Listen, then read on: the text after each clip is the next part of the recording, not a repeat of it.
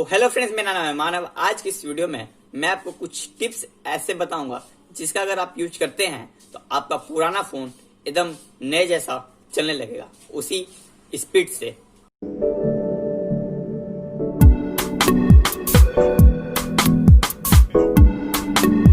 तो सबसे पहले निकल के आता है स्टोरेज। तो अगर आपकी मोबाइल की स्टोरेज फुल हो गई है या फुल होने वाली है तो एज सुन एज पॉसिबल उसको क्लियर करने की कोशिश कीजिए। यहाँ पे आपके मोबाइल में बहुत सारे ब्लोटवेयर्स होते हैं, उसको सबसे पहले आप अपने मोबाइल से कंप्लीट अनइंस्टॉल कर दीजिए और उसके बाद आप उन एप्स को फाइंड कीजिए जिसका आपको यूज नहीं है, जिसका आप यूज एकदम नहीं करते हैं और वो आपके मोबाइल में रह के आपकी स्टोरेज को कंज्यूम कर रही है।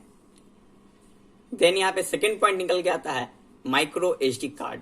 अगर आपके फोन में कम स्टोरेज है और आप अपने फोन में माइक्रो एसडी कार्ड का यूज करते हैं तो ये बातें आपको ध्यान रखनी है कि वो माइक्रो एसडी कार्ड कम से कम क्लास 10 का होना चाहिए।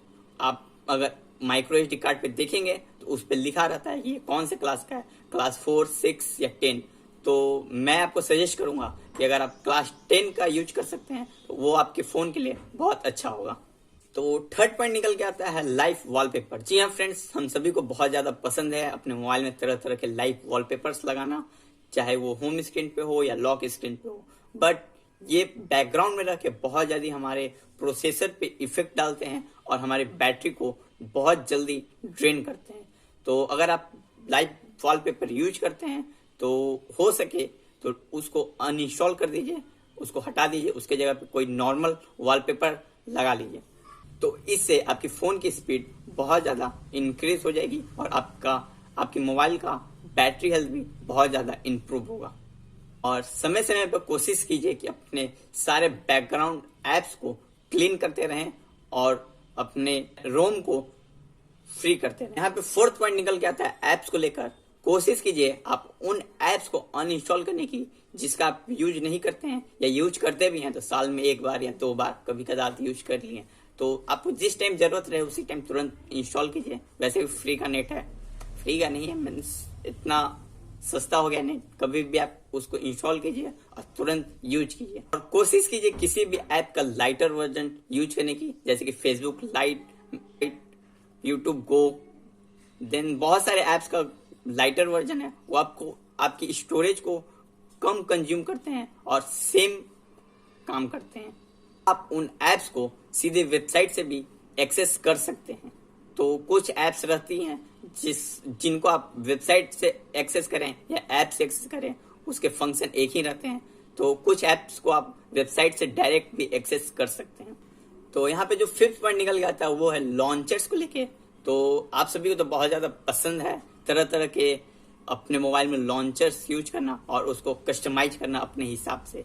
बट यहाँ पे बहुत सारे लॉन्चर्स हैं जो आपके प्रोसेसर को बहुत ज़्यादा नुकसान पहुंचाते हैं और आपकी बैटरी लाइफ को भी बहुत ज़्यादा इफेक्ट करते हैं।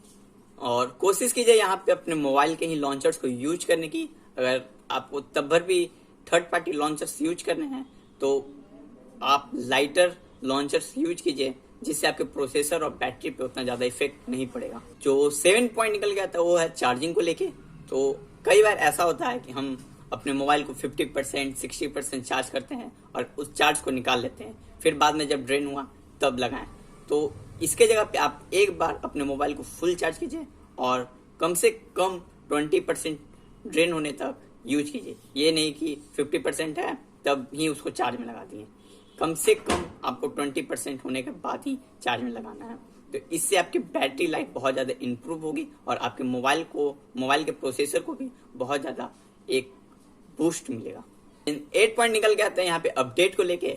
अपने मोबाइल को समय समय पे अपडेट करते रहिए, चाहे वो सिक्योरिटी का अपडेट हो या आपको एंड्रॉयड का अपडेट हो, किसी भी तरह का अपडेट हो, आप अपने मोबाइल को अपडेट करते रहिए समय समय पे। इससे आपके मोबाइल में जो बग्स रहेंगे वो फिक्स हो जाएंगे और आपको एक बहुत ज़्यादा इंप्रूवमेंट मिलेगी अपने मोबाइल में। देन यहाँ पे लास्ट पॉइंट है जो आपके मोबाइल में एक तरह से संजीवनी बूटी का काम करेगी, जो है फैक्ट्री डेटा रीसेट। जी हाँ फ्रेंड्स, आप ये सब करके देख चुके हैं तब भी आपका मोबाइल पहले जैसा काम नहीं कर रहा है, बहुत ज्यादा स्लो है। तो इसका एक लास्टिंग उपाय है जो है फैक्ट्री डेटा रीसेट। अपने सारे इंपॉर्टेंट डॉक्यूमेंट्स, फोटो और वीडियो को एक बैकअप ले लीजिए गूगल में, और गूगल में बैकअप लेने के बाद आप अपने मोबाइल को एक फैक्ट्री डेटा रीसेट कर दीजिए, कंप्लीट रीसेट, एक हार्ड रीसेट। उसके बाद आपका मोबाइल डेफिनेटली पहले जैसा चलने लगेगा, जैसे आपने नया लिया था वैसे ही ये फोन भी चलने लगेगा। आज के लिए इतना ही, मिलते हैं अपने नेक्स्ट वीडियो में।